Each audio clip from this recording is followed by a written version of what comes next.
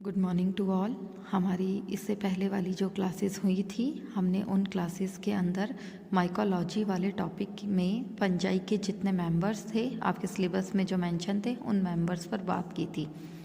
इसके बाद हमारी जो थर्ड यूनिट है वो है वायरस पर, और वायरस के जनरल कैरेक्टर्स, उनकी स्ट्रक्चर, उनका ट्रांसमिशन किस तरीके से होता है, ये सारे टॉपिक हम यूनिट थर्ड में डिस्कस करेंगे।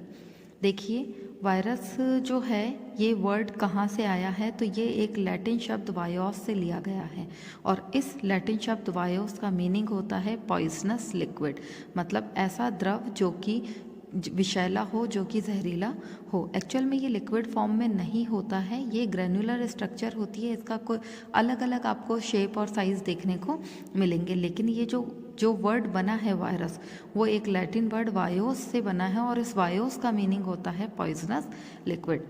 They are not cell, but their study has provided a great deal of information about cell.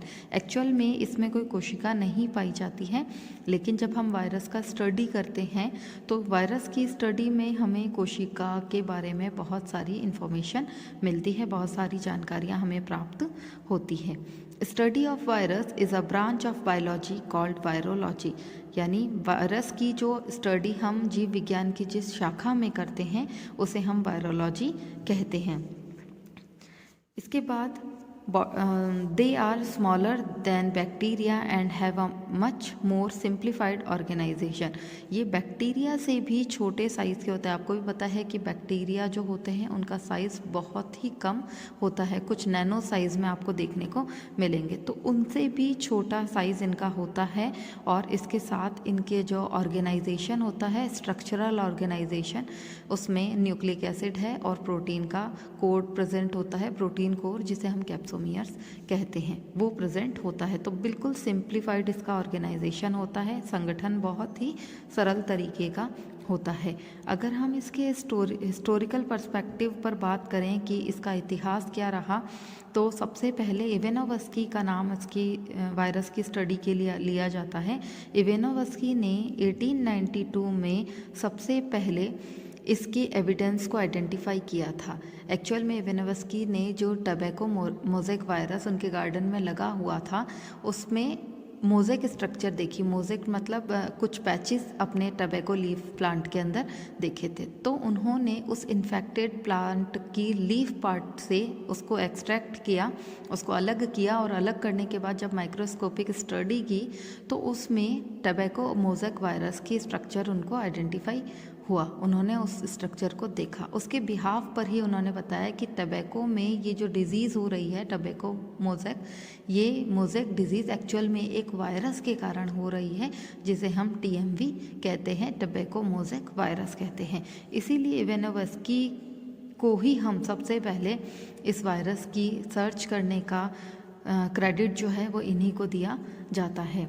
He demonstrate their occurrence in tobacco leaves suffering from mosaic disease। अभी मैंने आपको बताया कि जो tobacco की leaves थी, तंबाकू की जो पत्तियां थी, वो एक स्पेशल टाइप की डिजीज़ से इन्फेक्टेड थी, वो सफ़र कर रही थी, और वो थी मोज़ेक डिजीज़, जिसमें लीफ के ऊपर कुछ धब्बे बन जाते हैं, कुछ पैचेस बन जाते हैं, और उसके कारण लीफ जो है वो कलरलेस हो जाती है। आपको पता है कि लीफ जो होती है वो ग्रीन कलर की होती है due to presence of chlorophyll. Chlorophyll की प्रेजेंस के कारण वो ग्रीन कलर की होती है, लेकिन जब उस पर इन्फेक्शन होता है वायरस का तो वो कलरलेस हो जाती है, और साथ ही वो पैचेस दिखाई देते हैं।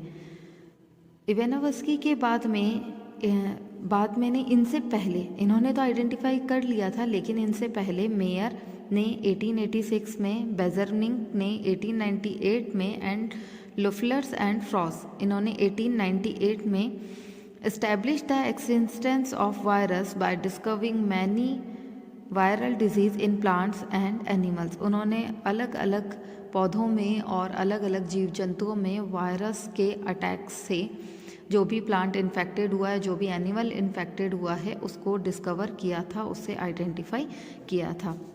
बेजरिंग का नाम इसलिए भी इम्पॉर्टेंट है क्योंकि इन्होंने वायरस के लिए एक स्पेशल टर्म यूज़ की थी और ये टर्म थी कंटाजियम विवियम फ्लूइडियम।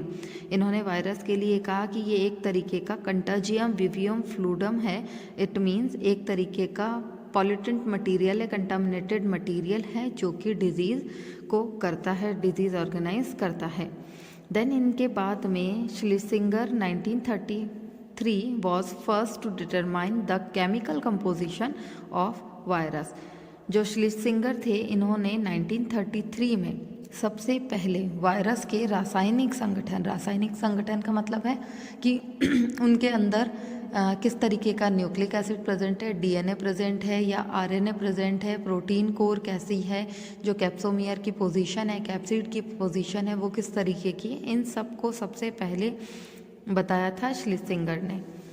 इनके बाद स्टेनले को एक नोबेल प्राइज़ मिला था क्योंकि इन्होंने वायरस को फर्स्ट टाइम में क्रिस्टलाइज्ड किया था। क्रिस्टलाइज्ड फॉर्म जो वायरस की लेकर के आए थे वो WM स्टैनले थे। इन WM Stanley crystallised tobacco mosaic virus after isolating from infected tobacco leaf juice. जो टोबैको लीफ है जिसमें इन्फेक्शन हुआ है वायरस का, टोबैको मोज़ेक वायरस का, उसकी लीफ का एक्सट्रैक्ट, उसका लीफ का जो जूस था उसको उन्होंने निकाला, एक्सट्रैक्ट उसका सेपरेशन किया और सेपरेशन करने के बाद में उस वायरस को क्रिस्टलाइज्ड फॉर्म में लेकर के आए। उसका क्रिस्टलीकृत रूप उन्होंने सबसे पहले दिखाया और निकाल करके बताया। इसके कारण ही स्टैनले को TMV के क्रिस्टलाइज फॉर्म को लेकर के उन्हें नोबेल प्राइज़ भी मिला था। ये तो थी इसका हिस्टोरिकल पर्सपेक्टिव कि वायरस का वर्ड किस तरीके से आया है, स्टडी क्या होती है और किन माइक्रोबायोलॉजिस्ट ने इसे देखा, आइडेंटिफाई किया।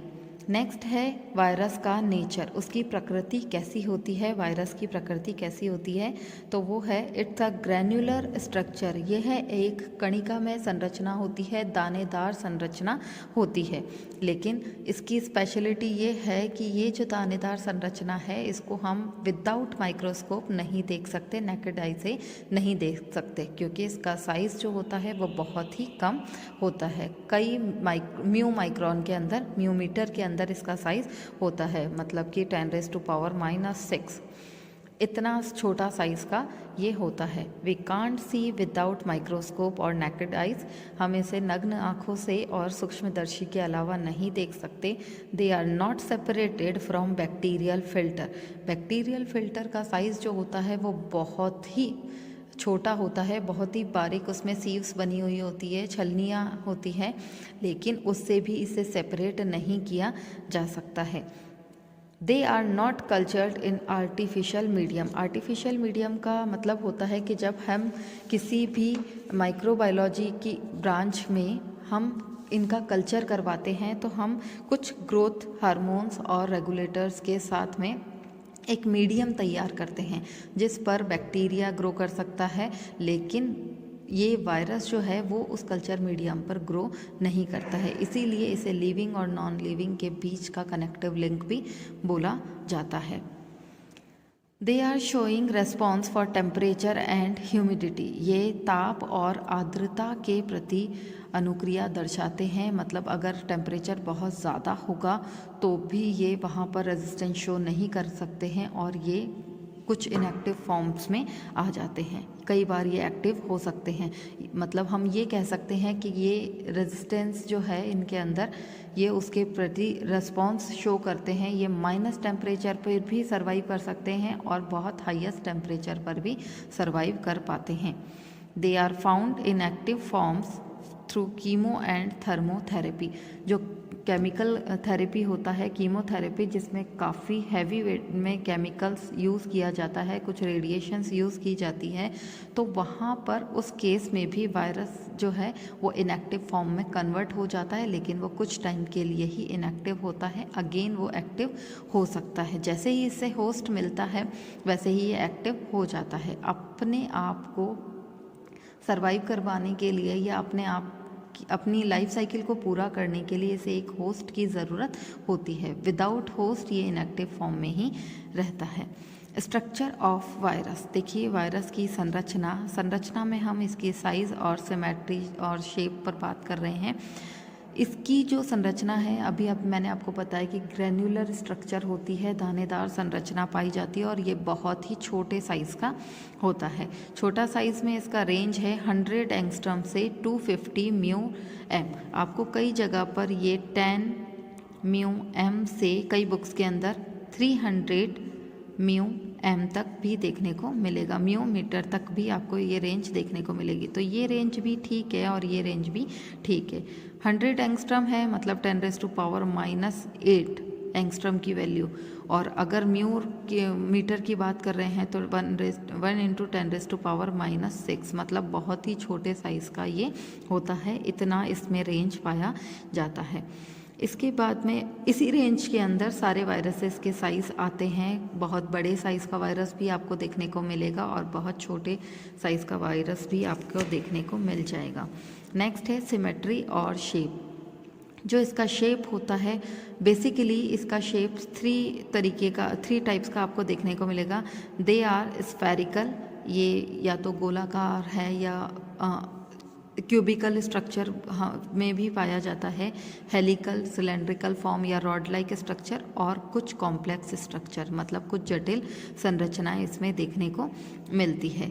सबसे पहले हम बात करते हैं कि स्फेरिकल शेप। तो स्फेरिकल शेप के अंदर जो वायरस इंक्लूडेड है वो है PHI×174, इसका कॉपी नंबर होता है वायरस का, वो है हर्पिस वायरस, टिपुला वायरस और पॉलियोमा वायरस।